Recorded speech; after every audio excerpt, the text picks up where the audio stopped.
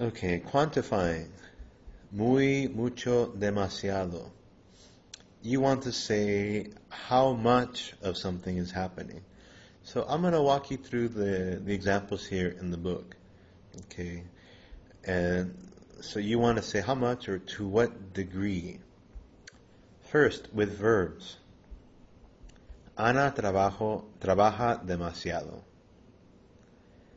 Demasiado here, so what part of speech?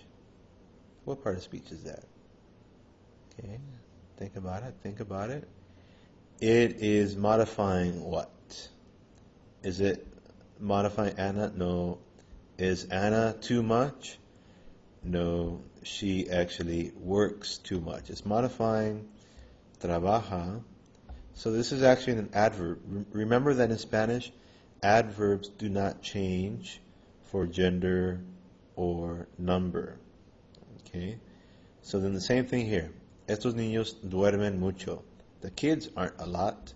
They sleep a lot. Okay, mucho means a lot, not much here. Okay? Then comen muy poco.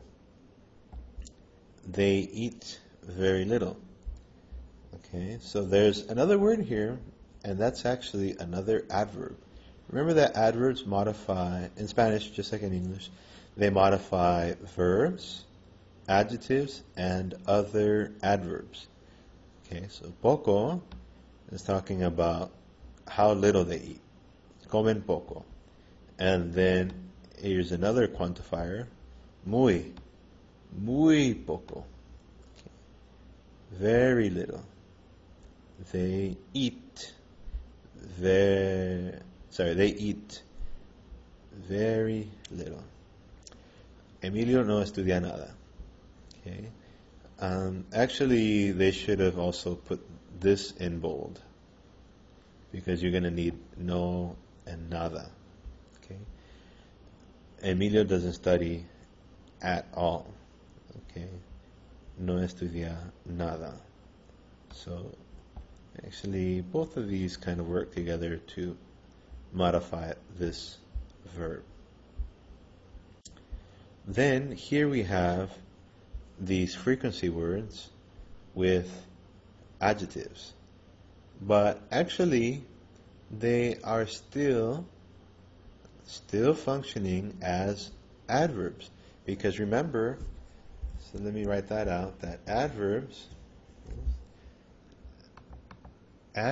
modify, what again? You should remember this from language arts. Modify verbs, adjectives, and other adverbs. Okay, so now we're seeing how they're modifying adjectives. Ana está demasiado cansada. So wait a minute, how come these look so different? This is Ana, she's a girl. Okay, cansada, yes, but why demasiado? Because what part of speech is this? Is Ana too? Is she very, very? No, she is tired. How tired? Very tired. Too tired. Demasiado is an adverb modifying an adjective. Same thing here. Muy is modifying an adjective. Cansado. Poco is modifying ágil, agile. Okay. No, Roberto no es nada fuerte. Okay. And here you say no a couple times. You don't have to. Roberto no es nada fuerte is fine. Roberto's not strong at all. Actually, and they could have put a comma there. But anyways, just like over here, you're going to need no and nada. Okay? Because nada, if you put it at the beginning of a sentence by itself, okay, nada me gusta. Well, let me not use me gusta. Nada es interesante. Here, it actually is going to be like a noun. nothing is interesting. Okay, it's acting more like a noun, and I didn't look it up, but I'm pretty sure it is a noun right there. Okay, so here, not at all, strong, fuerte. It's modifying an adjective. Okay, and then finally, let's look at these quantifiers with nouns. Ana trabaja demasiados días. Wait a minute, what's going on there? Okay, what's happening? Well, remember días is masculine, and here it's masculine plural. Demasiadas horas. Horas is feminine, plural.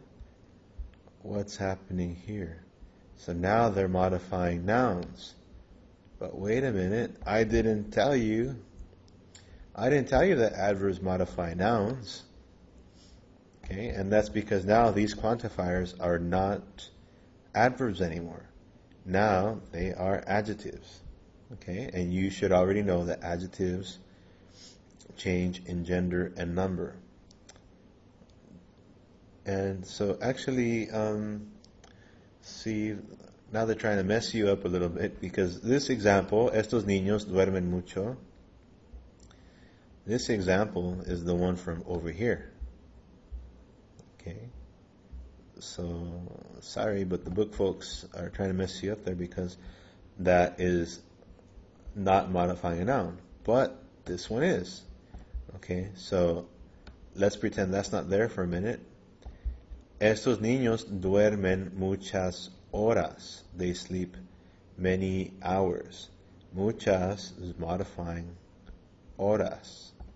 You have to change it gender and number. Okay, so then they put another example with an adverb. They don't bother to tell you, but there's another example with this, okay, acting as an adverb, whereas here it's acting as an adjective. Okay, actually, wait a minute. I thought it was like this. So actually, no, they're okay. They're okay. This is acting like an adjective. Comen poco pescado, pocas naranjas. For something like oranges, we can consider that plus count. I don't know if you've ever heard that term, but this is something that we can add an S to quite easily. Something like fish and other kind of meat are sometimes minus count. So let me show you what I'm talking about. Plus count. Another thing we say is countable. Minus count. And another thing we say is uncountable. So some things that are uncountable in English and Spanish are going to be stuff like queso, cheese, and pescado, if you're thinking about the meat, or meat in general, carne, okay, milk, leche. Because generally you don't go to the store and say, hey, give me 5 cheeses and give me 5 meats and can you give me 1 small milk to put in my pocket? Okay, so these kinds of things we can, in English and Spanish, we don't always have to put S. We can just avoid the S and say I ate some cheese. Generally, you wouldn't say some cheeses unless you ate several varieties. And when I was growing up, we actually never said fishes. We just said fish. But at some point in high school, maybe the teacher said, well, now you can put ES at the end. But still, something like meat, I wouldn't tell my friends, oh, hey, I ate a lot of meat. Well, I would say, I ate a lot of meat last night. But I wouldn't say I ate something like this. I ate 3 meats last night. That because meat is uncountable. Okay, so that's what I was referring to there. So if you, let's say something else like chicken, Okay, como poco pollo. I eat a little bit of chicken. Okay. If I say pollos, como pocos pollos, that's like saying I ate a few chickens. So actually, I ate 3 whole chickens yesterday, but generally I eat about 7. So that sounds kind of ridiculous. So we just usually go non-count for that.